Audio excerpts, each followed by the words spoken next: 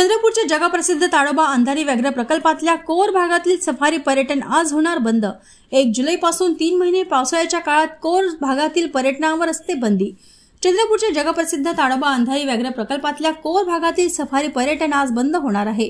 1 जुलैपासून 3 महिने पावसाळ्याच्या काळात कोर भागातील पर्यटनावर बंदी असते।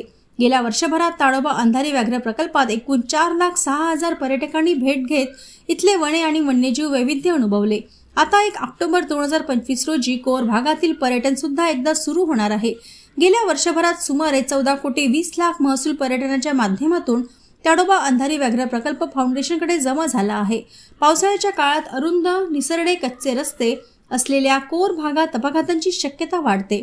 याशिवाय ताडोबातील वन्यजीवांचा हा प्रजननाचा काळ मानला जातो आणि त्यामुळेच या भागातील पर्यटन बंद असते। असे असले तरी बफर क्षेत्रामधील पर्यटन मात्र सुरू राहणार आहे।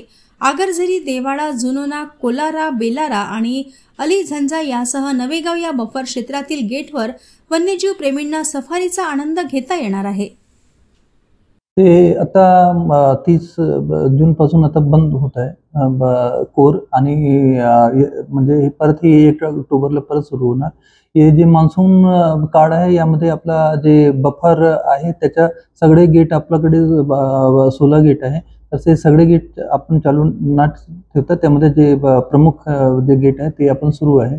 आपण पाहिलं तर हे या वर्षी आपला अंदाजे 4 लाखच्या वर लोक जे आहे ना ते ताडोबामध्ये व्हिजिट केले आहे। आपण क्रुझर यापूर्वी आपण सुरू केलेले होते। क्रुझर मध्ये पण जे आतापर्यंत 60,000 लोक म्हणजे क्रुझर जे आहे ते आता स्थानिक लोकांकरता आपण सुरू केलेलं होतं।